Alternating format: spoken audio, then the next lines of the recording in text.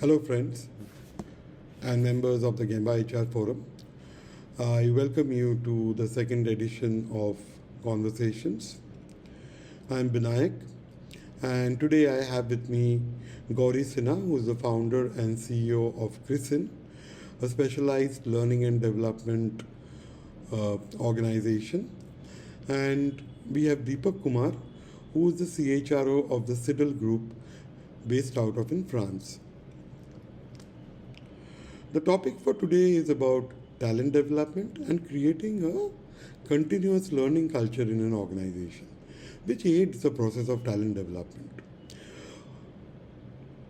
People like me who have been in talent management from the HR side always faced that sometimes it becomes a challenge to keep your talent motivated, to follow the development plans and follow the learning which has been recommended for them so that they can take up the next level.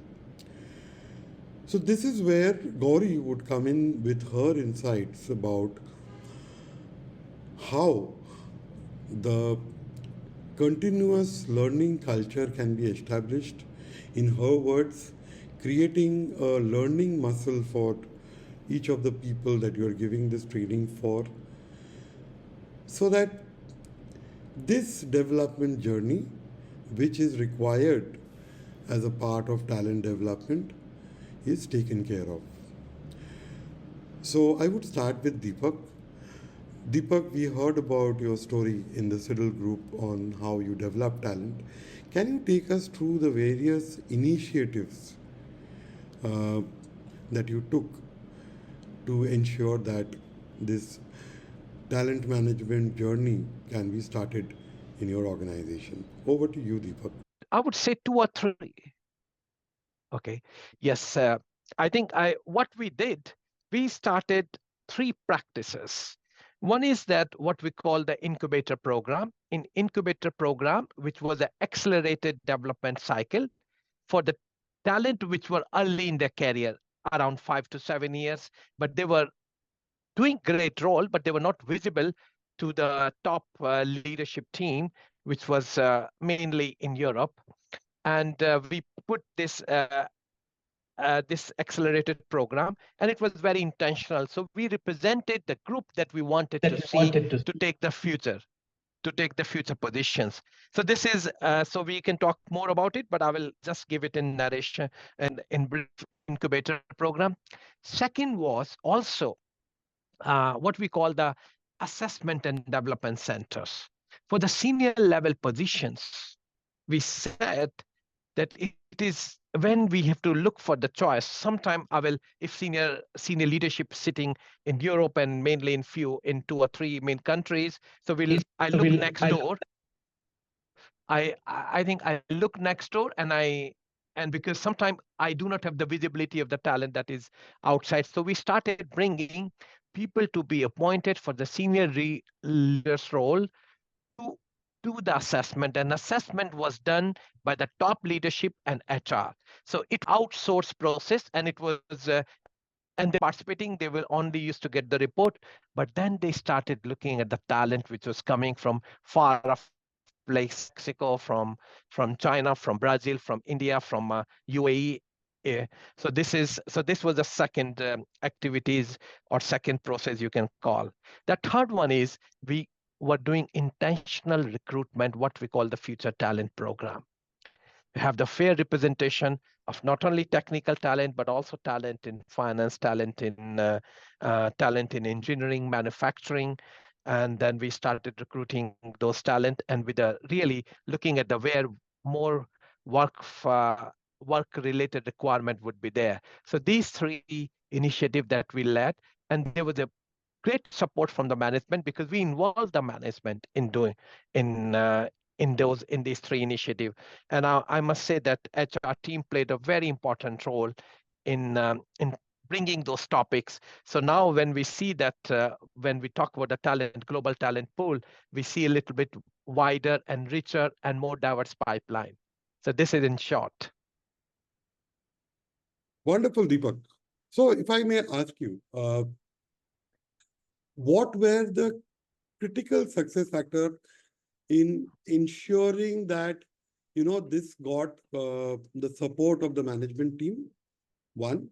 And if you can also, while you say that you have launched these three programs, but we want a little more granular detail on exactly how did you go about, selecting people from the other countries? What were the challenges that you faced in terms of their acceptance to the senior management? Okay. Very good. First thing I will share with you, it was not difficult to get the support of the management because in my top leadership team, and my current CEO is a Swedish woman, right? So, and we have 9 nationalities in 11 people. So we were representing all over the world within that. So it was not difficult. But they also saw, and Vinayak, what has been happening for the last 10 years, you can send expatriate. Number one expatriate is, of course, we all know they are not cheap. It is extremely um, extremely high Expensive. investment that we'll have to put on the talent, but it was becoming more difficult because not everybody will be willing to go because they have a dual career. So it was, the management was seeing, my colleagues were seeing, or it is, we cannot no more rely on sending the talent from the center or from those central countries. So this was, so they already had this need. So this was, so I really put our initiative as meeting that need for the business. This was one for the support of the management, and second is when we did everything with their involvement, because if we have 12 talent in accelerated programs, we have 11 GLT or the 10 GLT colleagues, I was excluded, including CEO, who were mentoring those talent. So they really were happy to develop the talent for the future. And same happened with the ADC, or Assessment and Development Center. Now you are saying is that how did we select is a little bit more detailed. I will talk first only about the Assessment and Development Center, because we do 2 every year, six candidate in one time. It's a 2-day process that we do in one of our big offices in Parma in Italy. So we were looking every year talent management processes. These are the successor to the top 85 or 90 roles. So we call them GLT -1 is the senior leadership position. Then we had a unanimity amongst my colleague. No one will be appointed to it unless we have them go through the assessment center. And then we started inviting for last 4 years, 12 people every year.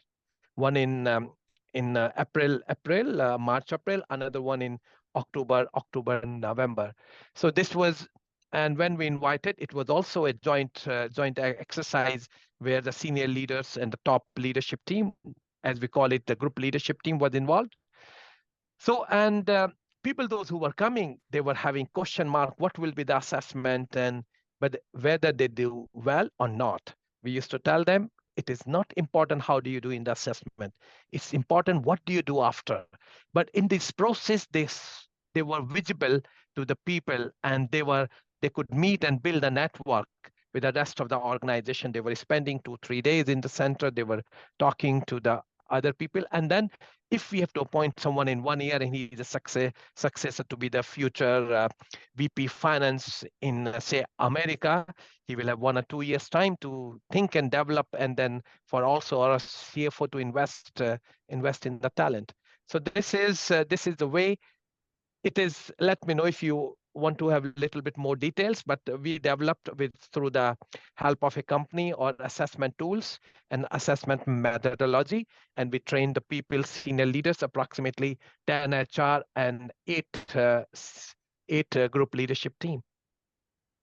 Oh, that's wonderful. So your assessment was also done internally. So you had to train your leadership also to, be Exactly. proper assessors.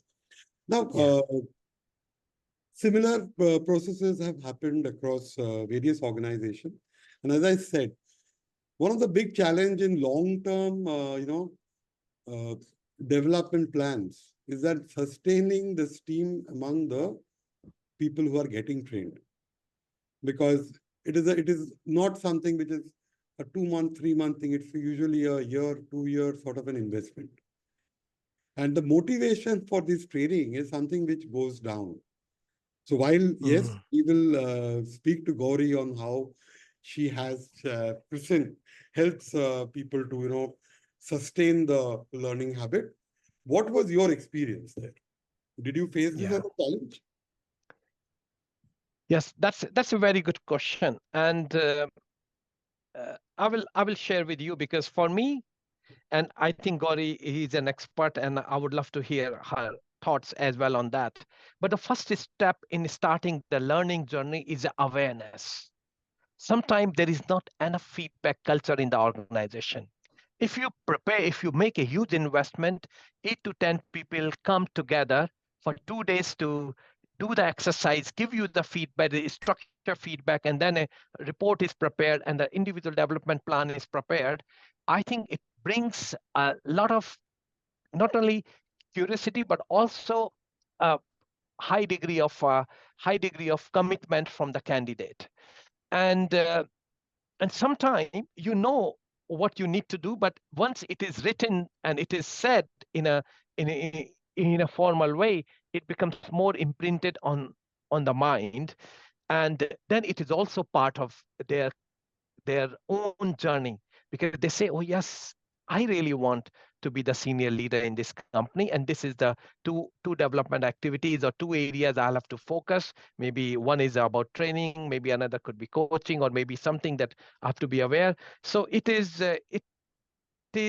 is built in, this process is built in, and this is what I would say.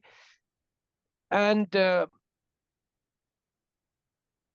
Uh, I think it is for sustaining, because we only bring people those who are ready in 1 to 2 years time, and then we say whether they are ready in 1 to 2 years time or confirm it, or sometimes people might take longer, but they are not disheartened by it, because then their chance will come.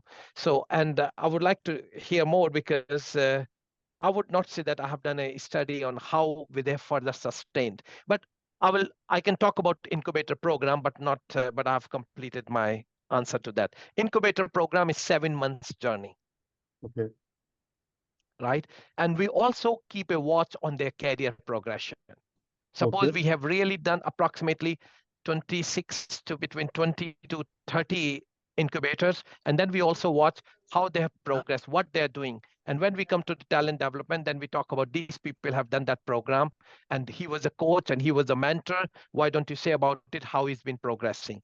So this is, we also keep a track on those people. Great. Before going over to Gowri on the sustainability of learning, I have one more question.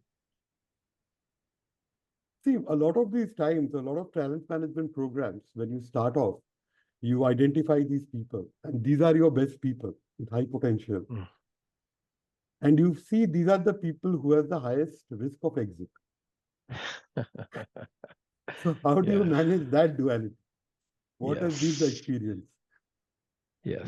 Yes, exactly. That's a very important point. And I can tell you, like any other company, we have also seen the risk. We have lost approximately 10 to 15% people in that population. And but as someone said it, and it's very famous thing, that imagine that not investing in Yeah, them and then exactly. keeping them instead of investing them and letting them go. So I think it will not even if we have seen some of the big losses in that group. I think it is important to continue that investment. But it is also true, once you are part of the incubator, people get this feeling that, oh, company is interested in me, company is investing in me. So it creates a little bit more engagement. Maybe it will be difficult to measure whether what would have happened if we would not have done the incubator program, or has it made them readier for the market, or has it made them more engaged with the company. It is difficult to say, but you are right, because we lose some of them, but it's a part of the it's a part of the game. Yeah. Just another thing is that to ensure that you have these people motivated and they stay with you, is apart from the nomination to these programs, is there anything else you do with them in terms of Yes. either recognition or compensation? Yeah. Yeah. Yeah, I think this is a very good question. Thank you, Vinayak, for bringing that. Because what happens, for example, like CEO is visiting America, then she will have the lunch with the incubator participants in America, something like Okay. that we do. And we are having a project, a project is required and a big project is needed. Then we'll say, let's find out who are the incubator participants in R&D. So then they are really picked up. So they become the source for our we really know, because there is you can call it as an elite elite club, and they are the source. Yes. Uh, I think they are the part of that club, and they know that they are being recognized, and for various activities we go to them. Yeah, I think someone has to mute. Yeah, I think. Mute. Mayuk Ghosh, Yeah, your name I comes muted up. it. Yeah, yeah, Okay, yeah, I okay, muted it. okay, okay. So then I think this is what we do. So we keep engagement with them, one way or the other. Great. Thank you, Deepak, for a very, very realistic and way in which talent development for future and how you link it to your succession plan and take high potential people from across the globe to take up leadership roles. It was wonderful. And so now, Gowri, as I could understand from Deepak, one of the things is, and this is my experience too, that when you embark in these journeys, we did a similar thing in Imami. And there, minimum would be 6 months to 2 years. There's a development plan which are laid out for the person. And typically, both from the HR side as well as from the direct bosses, the direct supervisors, the first thing which comes is that they are not being motivated enough. How are we going to keep track on this? So there are all these questions which come up. So and that is something where, as a learning experience designer, this is something which has perhaps been your most significant contribution to the process of L&D to all the clients that you've been in. Thank you. So can you tell us about what exactly is that secret sauce that you have to ensure that people can sustain their journey of self-development? Thank you, Binayak.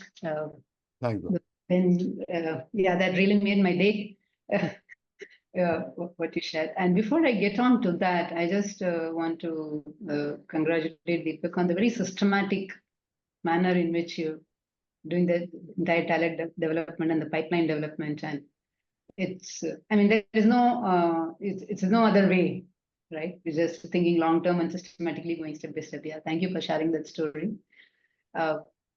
Binayak, to come back to your question, and how do we sustain that? Let me start with sharing one example, of course, from our recently, which I encountered. I was waiting at a client office to meet the client, and we had just finished a couple of programs with them. And I was waiting at the reception, and one employee walked up and he introduced himself. He has been one of the recent learners in the just completed trainer program, and I was, of course, very excited. I said I was going to ask him before I could ask him, tell me about your experience. I want to hear. Obviously, we had our feedback forms and all, but I wanted to hear from him. And he himself sat down next to me and said, "Thank you for this wonderful, it's a useful program." So obviously, I said, "Yeah, please tell me more. What is it?" So some of the things he said, right? His name is Vijayan, and he had just gone through with the cohort. So some of the things that he said was very interesting. So he said, journey has been so useful and enjoyable, and it was a 4-month journey. said the way and it's a continuous journey, right? And see the way you made the daily action, it was given the daily action was given in small units, something which is very doable. And I knew that, if I set aside 10 to 15 minutes, every day I could do it. So I started planning that into my day. So so the learning was broken up into small units. It would come. And so that was very, interesting. I made it very doable for me. And the second thing he said was, and even the kind of things that you would, daily ask us to, or give us what we are given. Like, one day we will get us to revise the concept. The next day you will actually show examples of how that concept is applied. And the third day you will ask us and motivate us to try it in our own context, right? So step by step, you would, we'll get that thing. And the best thing it was very easy for us to do because the daily what we needed to do came in our email and SMS. Right? We didn't have to log into something to do it. It was delivered I just had to open my mail. So, and he said, actually, and he was just generally, talking a lot of stuff. I'm just, distilling that. He said that the colleagues also found it very enjoyable because every day an action is coming and we have to complete. So over tea time or lunch break, our conversation would be to, ask each other, who have you done the activity for the day? Who has done the activity? There was like friendly competition was going on, and we will try to be, be at the top and this. And over a period of time, he said, like as I was doing these, it started giving me some confidence that I'm able to do. And the best thing was, he said, the examples were really useful and relevant. He said, because you picked up scenarios from our industry, from our context, even for different roles, and it showed us how it would look like, right? The example. So we could then, it actually made it seem like I could go and apply it and try it out. It made me want to try it out next day, right? And so that is the thing, something which when I actually started trying out, then my confidence started building up. So anyway, he kind of went on about a few more things, etc. I will not. But one of the most important thing that he mentioned in that, which really pleased me and caught my attention, he said, I have attended many trainings which have told us what to do, but this is the first program I have attended which is teaching us how to do it. Right.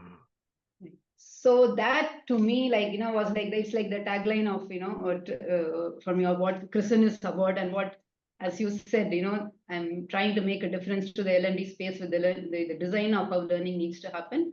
To me, that was the tagline, right? And obviously, I was very happy to hear all this. And this example, what it helped us to do was, when we went back to our data that we had collected, over a period of time, right? It made us really appreciate the data that we were seeing. So this Vijayan's cohort had a learning engagement consistently throughout the 4 months of 90% plus. And till date, all the programs that we have done, our average engagement rate is 72% plus. That's the data that we are looking at. And then what of course, Vijayan was a pretty articulate and enthused learner. So he sat down and, explained to me what are the things that really worked for him. So when you put that together, I think there are 4 things, which kind of, I think the 4 principles or pillars, we could say, that organizations can anchor on to really build this kind of a learning culture. And they take, so the 72%, the 90%, the data that is telling us is showing us that there is, people are engaging, right? And that's the, some culture is getting built. And before I get on to these kind of principles that that we have gathered, let me just, you talked about the example in Emami, the 6 months program, 2 years program. There's a concerns around how they will keep engaged. The program that we did with your procurement team, let me tell you, the average engagement rate was 87%. Yeah, I remember. I saw your saw Over a the period stats. It used to come regularly that what is the level of engagement. And I remember the team was absolutely enthused about, Yeah. continuing the various exercises which were being done. Yes, exactly. So over a period of 4 months, and it was a daily action. It was not even like, once it was a daily action, and we got a weekly summary of what Absolutely. exactly, how each person has performed their daily thing. That's right. Yeah. So these are, there are these 4 pillars or principles that, that we kind of, distill out of that is first thing is reduce the friction between the learner and the learning, right? So what we are doing is make it easy for them to get the learning. Don't make them jump through hoops, right? And you could, figure out that they have to go somewhere. Instead of that, make the learning come to them, which is like, literally in their inbox. I think that is something that we see that, that is help to do that, keep up the motivation, right? The second important thing is make the, the content contextual and relevant, right? And that's what we do with, when we create this, a lot of examples, right? Which are in any concept that you are trying to teach them, create examples of how to use the concept. For example, in that same, in your Emami team, right? We created, it was all on negotiation, right? And just for Deepak's benefits, the entire 4 months was just on negotiation, right? And that's still, kept up the, engagement. We made, like, Batna was one of the key principles in negotiation. And we showed a lot of examples of how they could, be used in their industry, right? In different roles. And that's even in the feedback, we said that the team itself has started thinking of the Batna before they get into any negotiation, before they get into any. So that's so examples which people can relate to. So making it contextual and relevant. Right? Even that's what Vijayan said, that, you'd have, even he and his colleague, you could see, how it applies in there. So in one of the most successful or, most loyal client that we have, it's an IT services company, right? And we give, by the engineering, for the engineering team, how will you use this? So we do this, it's a fintech company, and we this 4 impactful presentation and communication program we did for them, right? So that the 4C, the STAR principle, the pyramid principle, etc. So if we give examples around, okay, as an engineering team member, how will you use this? As a QA team member, where will you use it? How will you use it, etc., etc. And then the result of the engineering team started applying it immediately in their work from that next day itself. And they said even the colleagues commented on how well the communication as, they are able to structure their thoughts better. Right? So the relevance is very important, I think, and it's not something new. Malcolm said it in 1984 in his adult learning principle. Adults learn when it is contextual and relevant to them. So I'm not inventing rocket science. But yeah, so effectively engagement, this is needed. It is a lot of hard work because you build a lot of case studies, a lot of examples, right? But somebody has got to do it. If you're really keen to, create that engaged culture, you want to hook the learners, then you have to do it. So that's the second principle is that. The third thing, which is very important, I think, is coaching on the how. Right? If I go back to Vijay and said, everybody, all the training programs told us what to do, but not how to do it, right? So coach the people on the how. Don't just teach them the concepts, right? Because there is no dearth of superlative content out there. There is so much available. But all superlative content is like that, world-class gym with state-of-the-art gym equipment, right? Which is there. But for a novice who is coming in, or even a mid-average guy who is coming in and he's thinking in 6 months, I want to run the marathon, all the equipment, the 50 equipment sitting there has no meaning for him. He needs a personal coach to tell him what to do, when to do, how long to do, somebody to make the plan for him and tell him, and somebody to track the progress and show him and say, okay, this is how we are doing, this is where you. When that happens, then he can actually consistently work towards the goal, right? And so coming back to that, so it's coach on the how also. It's really important. It's not enough to just tell them the what or just teach the concept. Coach on how to apply it. And when you marry that with your relevant examples, right? And you are helping them to actually improve in their job bit by bit, daily in my job, how I can apply, like that engineering team lead. He said, in my next team meeting, I use this pyramid principle to, share with my team, and they really, they got it. So, appreciated that. So helping them do that. So coaching on the how is very important, I feel. And that comes to the last, I think it's my favorite, and I think it's by far the most powerful principle of building this is connect to the purpose, right? Connecting to the purpose. And to your question, Deepak also answered, the same in different words, right? If somebody is wanting to go to get that, senior level job, the leadership team, cooking them on to that and helping them to connect to their purpose. And the purpose could be, the purpose of why they are learning and how it is connecting to their own personal aspiration. It always comes to personal aspiration. It can be in terms of, your role, your career, how you want to live your life, anything. But if you help them to connect what they are learning, right? Even if it is an organization mandated learning, if you help them connect that to who and what they want to be, and if you have to keep doing this continually, right, then the engagement in the learning is way higher. And we have seen this, across our, we have worked with the fintech, we have IT services, worked with the FMCG companies, we have worked with BPOs, right? And of course, we collect feedback, copiously. Across all the participants, one of the things that they really find amazing is how, and we weave that into our journey, like, continually keep helping them to reflect upon their purpose, their goal or their personal aspiration, and see how the learning that they're doing is connecting to that. They find that really amazing, and that makes them more engaged. That it gives them an opportunity to see that I'm not just blindly doing because our company ne bol diya hai, mujhe karna hai, right? So that becomes very important. So I think that. So can you do that? Can you connect, help even the employee at the last level, and this can be done even with the frontline level, right? It's not just the senior leadership. Yeah. Even at the frontline level, the first-time manager, middle manager, every level, if you keep, can you really do that? Can you help them see that, what they are learning and how is that, sorry, Zoom is asking me, you want to confirm the speaking language because I got into broken Hindi in between. No problem. Carry on. Too much AI. Yeah.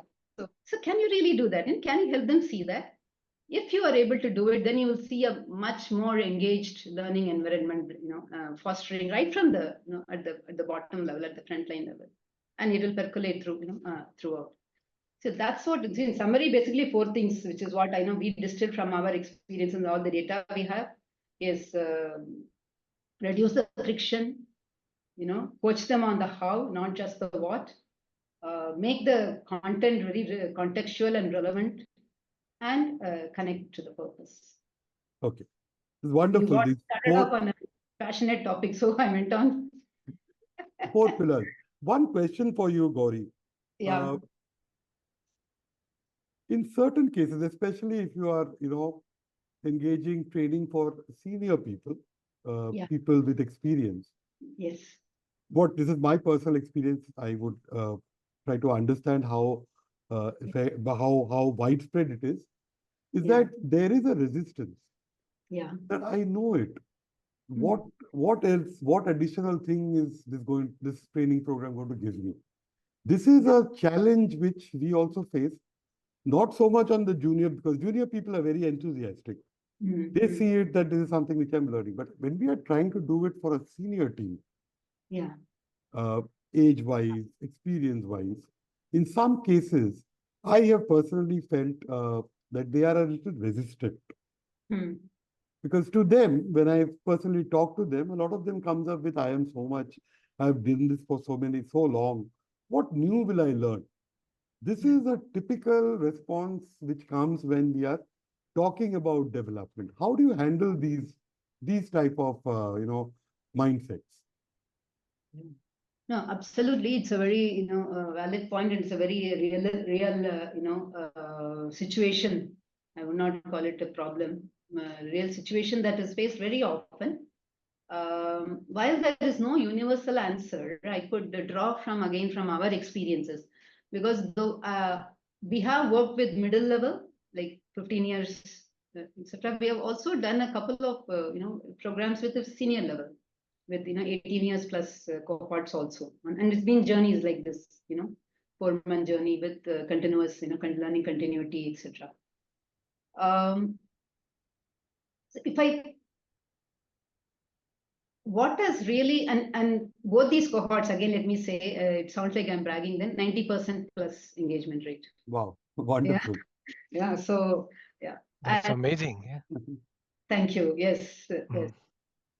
I think there, what does help is, I think, this connecting to the purpose, the aspiration, helping them to do that often, and having them set a goal.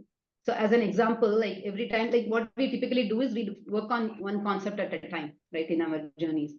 Help them to say, okay, what is it that they want to, become better at in that concept. It's not like, they are learning something, but there is some state they want to achieve, in the application or in the impact that they are making, something like that. So, and how is that going to help them? So that has helped because they are seeing, okay, there is some, gap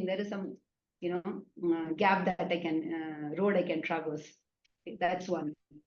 The second thing is, I think, the relevance of the content, because, and that's where it becomes important. Wherever, if it is, made little bit, again, little effort is needed, even if a partner is there, like, we are typically partners, right? But we do make that effort. So if they can see that in the content is at the level that, that is challenging them intellectually also, right? It is something, they are bringing in some outside, in something new that they may not have considered. That is important, right? And that's why a little bit of that, customization and looking at that, how that is needed in a way, that prep we do. And the third thing, which is not necessarily applicable to senior management, but it also applies, which we can, is if we can get the managers of the learners, informed and in the process, involved in the process, right? And have them, check in, or just talk to the learners, the cohort about, how is it going, what is it, what is their expectation, etc., right? If you can, do that, that also creates a lot of, somebody is, cares Someone about is interested, someone is monitoring, someone is seeing how I'm In fact, I must, tell you one of the most moving feedback. Even the L&D head in that company, she said, I got goosebumps when I read this feedback from the participants just after they had completed one journey with this. And one of the activities we had given was talk to a stakeholder about something, that whatever thing that they were, working on in that particular week or particular month. And he had given in our end of the journey feedback that, so when I talked to the stakeholder and I saw how much they were, interested in my career and that I should do well, that it really motivated me to, pay attention, more attention, and do better in my this thing. Correct? So if they feel that, somebody is interested, somebody cares, like you said, that really, that makes a lot of difference here. I don't know if that kind of, it's not a universal brush, but yes. Wonderful. I just want to share an example in my life, which is that second part of yours, that how do you intellectually stimulate people? So this goes back I think in the second or third year of my working career. I was just joined ITC Limited. And there was a work practice change which was supposed to be done on the shop floor. Now, when I went and discussed it, even the managers were not interested to make that change, neither were the workers. So what I did was I could catch hold of one of the shift supervisors, took him there. And when and I said, like, let's understand what the problem is. It was basically, there was a particular machine, and that particular machine, this was ITC cigarette factory, so this was the cigarette blanks which needed to be loaded, the packet blanks. Now, this machine required this manufacturer packed about 300 packets per minute, and therefore a bulk quantity is required to be brought to the floor. From the supplier side, it is to come in a pallet form. And ideally, that pallet should be there in the shop floor. But somehow the people felt, because what used to happen, as the pallet used to get depleted, the blank level also used to go down. So it became very difficult for the person to go down and pick up. And so conveniently, there was a table which was placed on the machine, and this pallet was broken and put into smaller CFCs so that they don't face that issue. Now, for me, as an HR person, that is an additional activity, which is a non-value adding activity. That the pallet is broken, it is packed into CFCs, I require contract workers to do it. So I had to change it. Now but none of the managers, the production managers said, "Okay, you show that you're doing something, but then it will not be easy to do something." Yeah. Uh, just a second. Yeah, Aditya, we have half an hour after this. Just keep your point. Once we finish the discussion, we will open the forum up for questioning. Yeah. So when I took this shift supervisor there, what I said is, let's look at the problem. And we actually created a typical engineering problem with it should go up by this height, the person has to come down so much. The moment we made that sort of a problem statement in front of them, all the engineers became very excited and interested in solving it. Earlier, it was thought to be that something that this cannot be done, let it be the way it is. But the moment we changed it and made the problem an engineering problem, everyone was very interested. Okay, how can we solve this? And then the team itself came up with a very beautiful solution where it involved having a spring upon which the pallet would be placed. And as the blanks got depleted, the spring will be released and the height will go up. So the person will not have the problem of going down and picking it up. Wow. But what my learning was that if I would have said, yes, we have to do it, it's a management requirement, all these issues, none of them would have been bothered to make any change. But the moment I said, this is an engineering problem, this is a thing, this depletes, but this has to go up, the person cannot go down. So how will we solve this?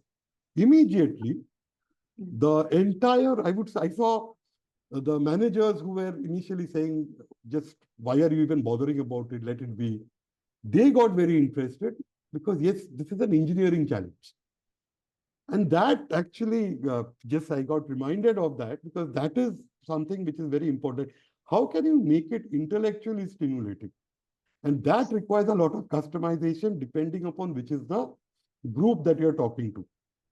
Say if I had to do it to the finance team, I would have said, I will be saving 3 contract workers. So this is the saving that I'm getting. So better be something which is important. But the engineering team or the manufacturing team wasn't involved with that. The manufacturing team was more concerned about when I made it an engineering problem, it was something they were very excited and they wanted to solve the problem. And we got our things done. Great, Gowri. That's a good example. Yeah. Yeah, Because that's how. yeah, absolutely. What I always believe, people always want to do well and they want to challenge themselves. So, Yeah, but the right buttons need to be pressed. absolutely. That is the very important thing in how do you press the right buttons. Yeah. There. Great, Gowri. Thank you.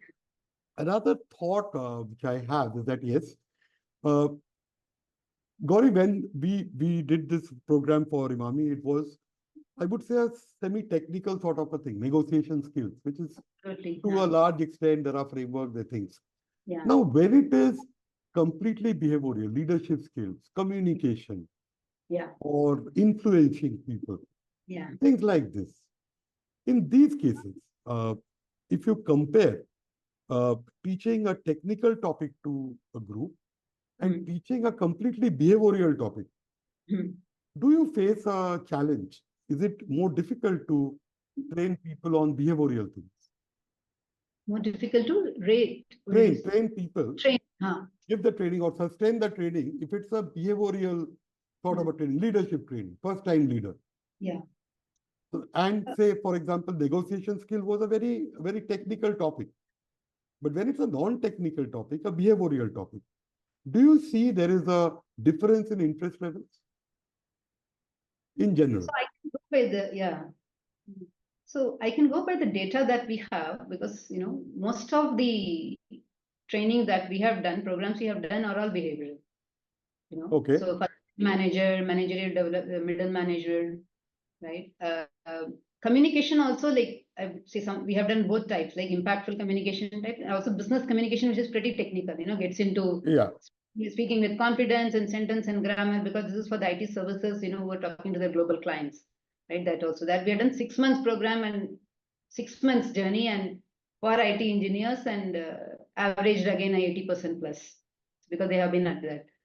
Having said that, so in behavioral, what really works for them, I think, is as they keep trying out. See, one thing we do is we kind of break it into very small steps, right? And we are coaching them on it. Anybody who's doing it can do that. You coach them on it. Let's say today you try this, and something which is like a one step at a time kind of a thing, right? As they keep trying, what you have seen is their confidence starts getting built. Okay, I can also try. No, I can do something new, and that becomes a kind of a self-serving, mechanism. So That because they are, it's a virtuous cycle. the virtuous say that's The virtuous circle which comes into play. That I did this, I got some success. Therefore, can I try something more? And therefore, this goes on progressing. And then they keep on progressing, right? And even in this negotiation that Imami Gili that we did, a lot of it was also behavioral around in terms of stakeholder. How do you talk? How do you influence them? How do you listen? We obviously built in all those things also into though it was negotiation skills, it requires active listening, being able to put across your point well. Yeah, definitely Batna and Zopa, all that came in as a large part of the technical part of it, but even these were there. Great. Just to inform, Aditya was the procurement head for Imami before we started the program. So Aditya also has some understanding on the team. Aditya Verma used to be our procurement head before Jaswant. So he knows the team, the people you have trained. Oh, very nice. That's so nice to, nice to. Aditya, would you like to add on to this?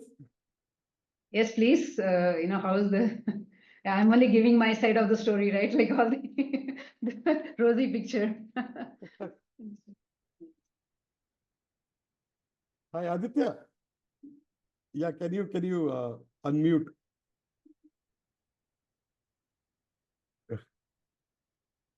Yeah. So the context is that this was a training for the procurement team for Imami.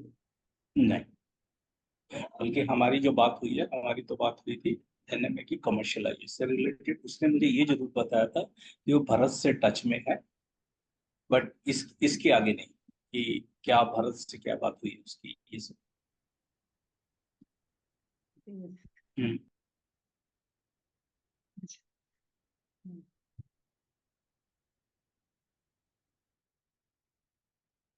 Okay.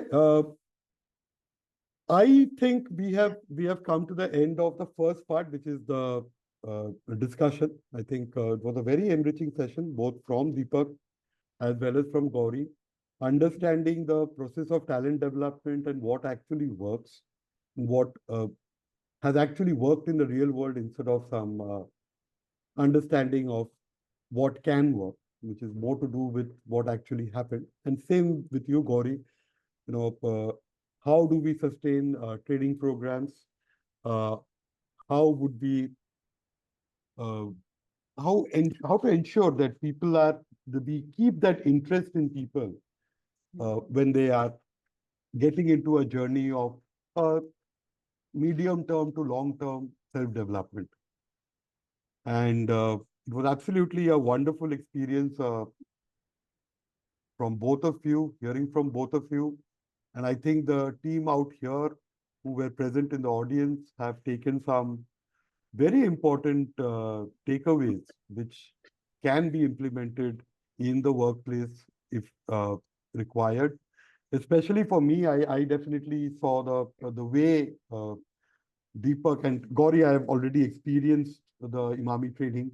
So I know some bit of it because I was a party to receiving the reports and saw how the process was working in and saw how the team was interested. And Deepak, yes, I have also handled some of these, succession plans and talent development pieces. And I think absolutely the way you had gone through, I think, and especially that point that you created visibility of the talent to senior leadership, that I think was your game changer.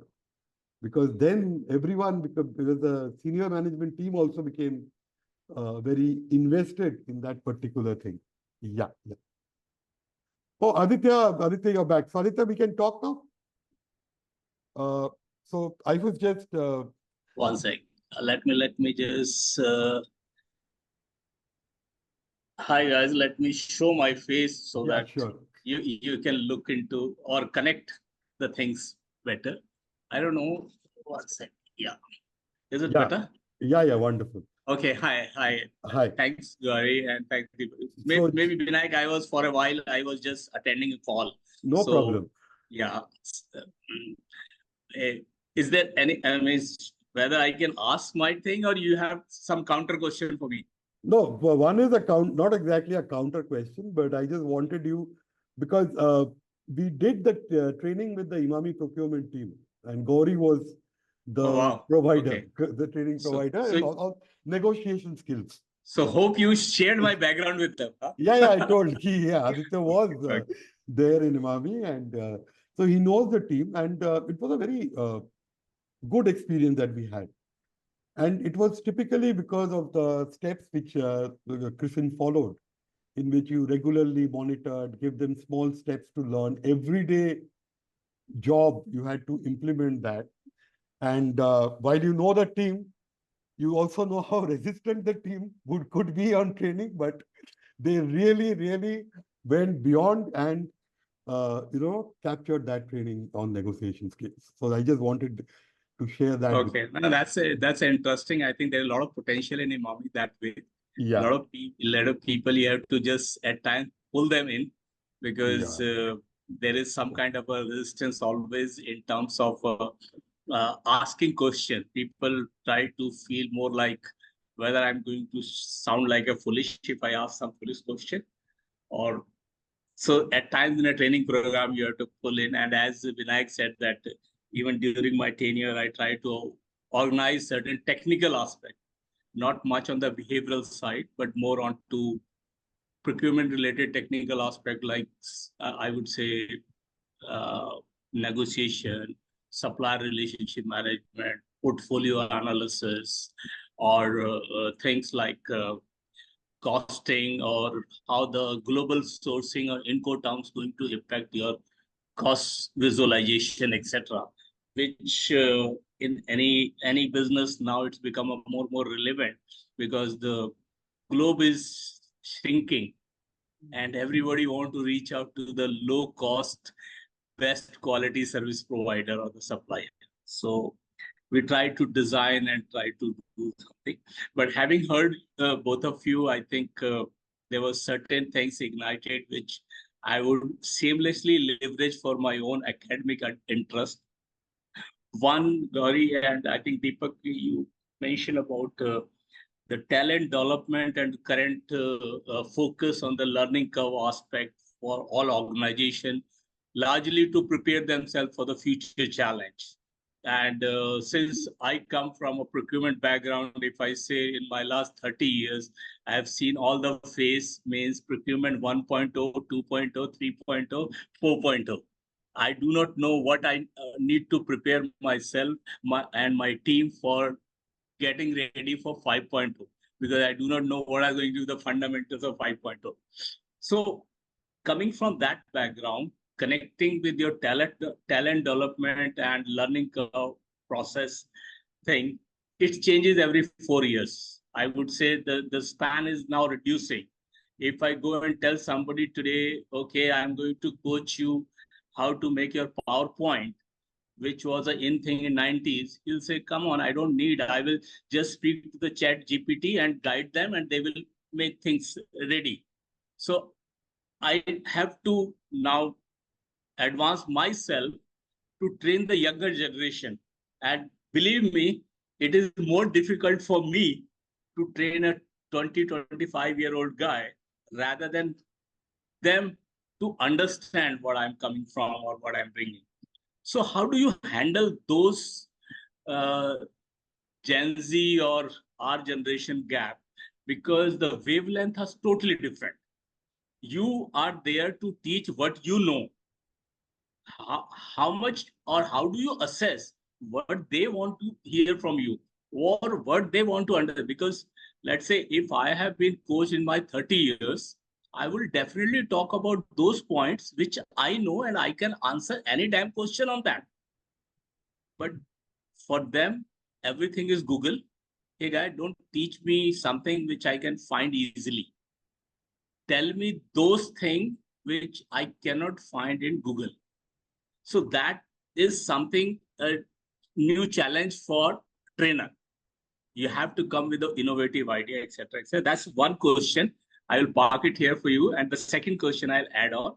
The other challenge as a procurement, like just to give you a brief introduction so that you can just capture my perspective. I've been into industry for almost 30 plus years, work for almost top 10 global fortune companies like Pepsi, GSK, DuPont, Honeywell. I spent some time with Imami as well. And most of these, even today, I'm working with an organization which is global organization with almost $1 billion turnover, having a manufacturing base in US, Brazil, Latin America, Eastern Europe, Saudi. And one of the challenge for me in talent development, the cultural difference. So if I talk to a German guy, he's straightforward. He don't want to hear out the story around. And when you're talking to Mexican or Brazilian guy, the same thing. US guy, you have to make yourself more sophisticated. Your Sheikh Saab in, say, Saudi, they feel I don't need anything from anywhere. So what happens, everybody coming from a different perspective, different culture, all are part of your team, and bringing them on a same page from a behavioral context, when cultural background of everyone is different, how do you recommend manage those situations?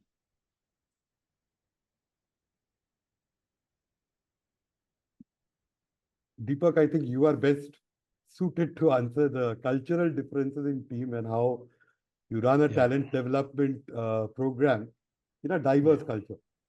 Yes.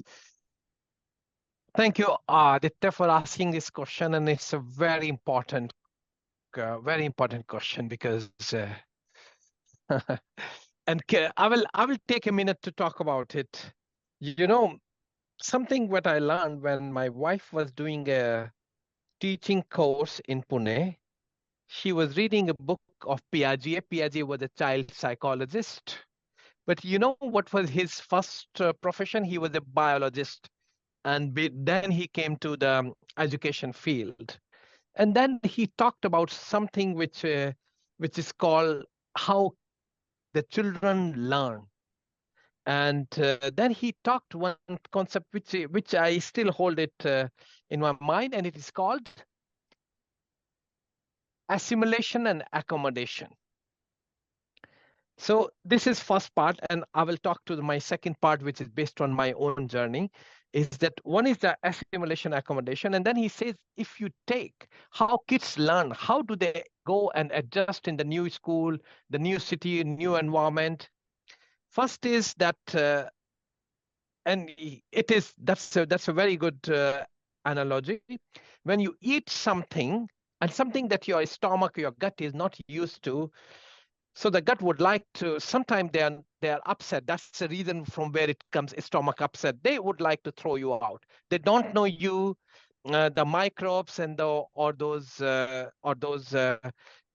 genomes. They are not used to you, so they would not like to assimilate. And if the foreign element or the new element that's going in the gut, it has to survive. It has to stay there. So what it says, first, the step is accommodation. No, first step is assimilation. I try to little bit become like them so that I'm not absolutely foreign. So I try to become like them, and that's how they accommodate. So all the cultural differences that I've seen, you cannot be all the time. If I come from India, I cannot behave, I cannot wear my Indianness all the time. I have to little bit try to be like them, and then there is a good response comes from them. So if I have to start with bonjour. So for example, I'm in France, and then they really say, oh, that has started. So it's a process of I'm trying to assimilate, and then they will accommodate me. This is something. It's a part. You are working with Saudis, you are working with Brazilian, you are working with American. So you have to really show a little bit of first stuff from your side. Second is what we are trying to do to develop an organizational culture. That culture really subsides subsumed some of those minute cultural differences. And for example, if we all believe in one value for example, Sidel, is that nurture the talent for today and tomorrow. And one of those points in this is a growth mindset, because I'm a keen follower of Professor Carol Dweck, who has written the book Growth Mindset. It's not a very big book, and it is about this ability to feel. Of course, I'm not in always performance mode. I will be in a learning mode. I would like to learn the new situations, new people, new areas. So sometimes if you develop that culture in the organization, it's better to assimilate. But I can tell you, it is always a challenge. It's always a challenge. I'm working in a very Latin culture. It is very much dominated by French and Italian, but we also have a global culture of Tetra Laval. So, and sometimes we have to merge the two. Does that answer your question, Aditya? No, yeah. I think let me put it this way. Deepak very well said. In fact, to an extent, I have some exposure, and just to add on to that, because I believe this is a conversation, not the question answers kind of a stuff. I have also written a book called Supplier Matter, and I had a chance with my own experience to define in that book culture of 26 countries, how people behave. So that book is there on the Amazon and globally available. But the point, I absolutely agree. I have to get into their shoes first to connect, and then try to dictate or try to drive that way. So yeah, very well said. My intent of asking that question was largely if I'm missing some piece which No. which can be added on to what you have been already doing. So that was the whole intent. But yes, that is one thing we are trying, but still, like, it takes time. It takes time, because No, absolutely. your acceptability, and then getting, and when you're specifically every time you have to wear a different mask to get accommodated to the new culture.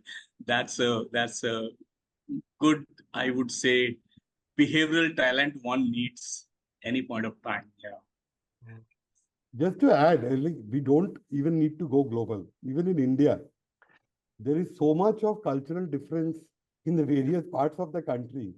I remember working for a factory which is there in Assam, Guwahati, and working with a factory which is in Gujarat or in the north. And when people from different locations, they would come to a different, say for example, someone from north comes to northeast, or someone from northeast goes to north or west. There were initial challenges, initial differences, which they had to, undergo, and there had to be this conscious effort, of assimilating with the local culture so that, they are accommodated in the whole scheme of things. Wonderful, wonderful, Aditya. I think Shomit has one more question. Shomit, can you just come live and ask the question to Gowri directly?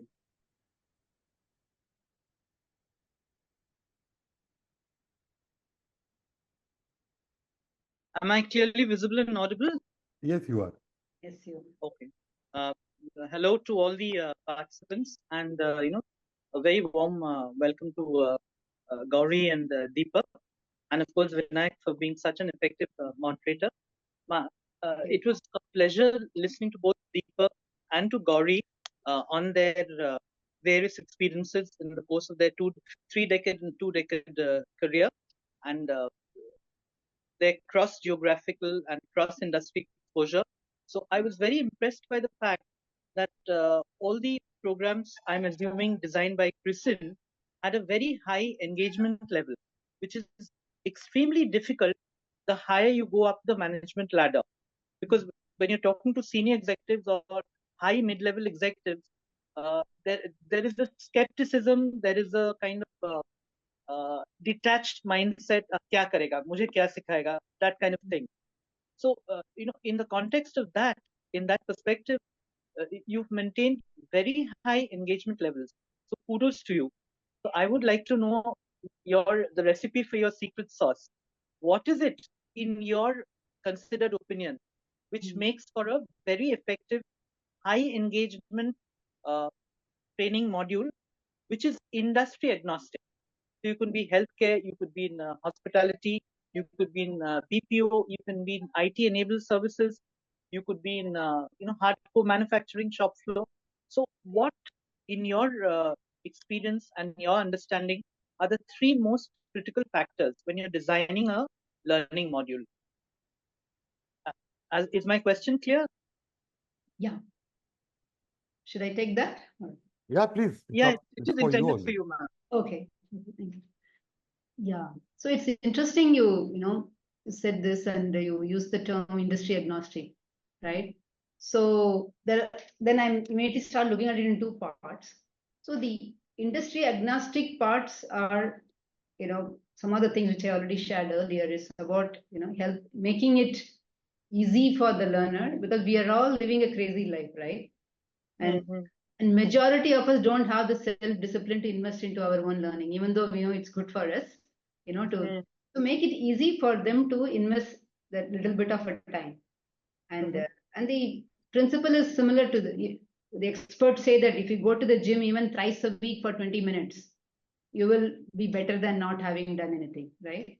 So make it easy for them to engage and help them to build that discipline around it, so it doesn't become a very daunting task. So that's the industry agnostic part. This one will come into there. Second, also the connecting to the purpose of their own personal purpose. Nobody really, wants to.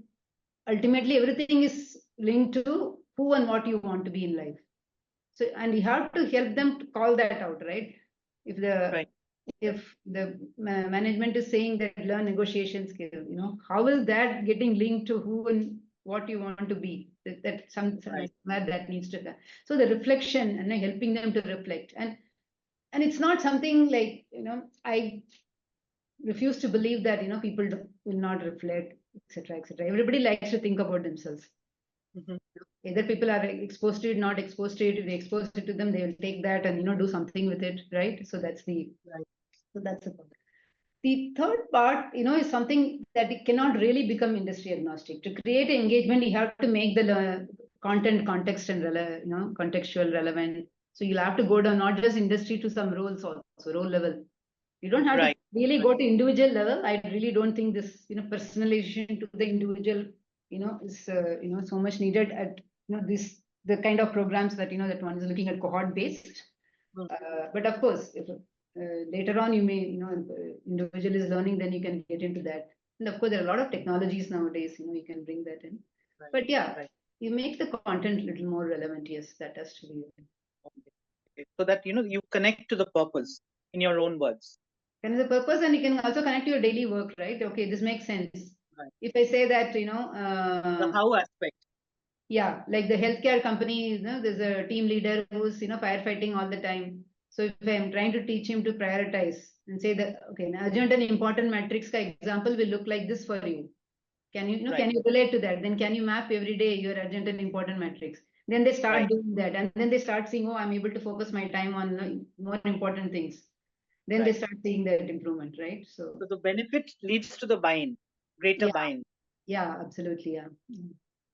But I agree with what Gowri says, is that you have to have the industry context. 100% industry agnostic will not be very, interesting to people. Yeah. Thank you so much for your insights and the clarity. Yeah. Thank you, ma'am. Any other questions from any of the other members in the audience?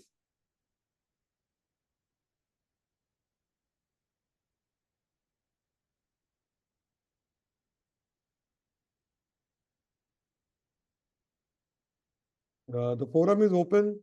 We still have around 15 minutes. If any questions are there, please come out with it. We can discuss your query which you have. Or else we will close it for today. I'm just waiting for if anyone is interested to have any question or any clarification.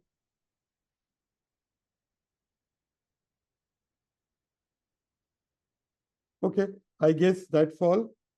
It was, firstly, thanks, Gowri and Deepak, for being here.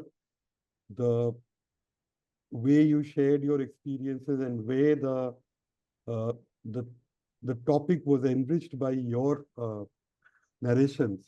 That is something which I really felt very good.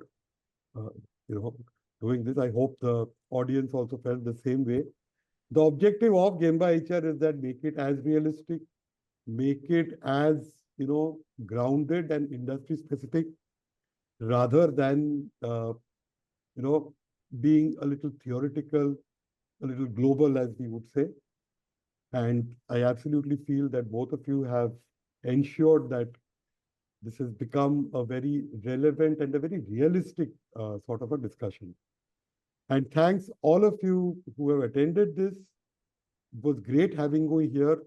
Yeah, Thursday evening, weekday evening, people come back for work and still people have the time to come and join us. I am grateful to all of you for being present and participative in this particular session. So I think... Thank you, guys. Yeah. Thanks a lot. I think that's it. Yeah. Thank you. The next session, as I said, July, we'll have several topics on people management in the conversation thing. So the next one would be next Tuesday, which is on 9th, which is on the new labor code. And I think one on the 11th, which is on candidate experience. So these are the two topics which would be there for the next week. I will be sharing the posters and the links very soon. Thanks a lot. Good night to all of you. Thank Great. you. Thank you very much. I just want Bye, to Gowri. add that it was engaging and because you knew the right button to press. You asked the right question to each of us, I think. Something you're passionate about. Okay. Absolutely. It goes to you. Yeah. Thank you, Vinayak. Thanks a lot. Nice Thanks a lot. to meet you, Gowri. Thanks, Bye. everyone. Bye. Bye.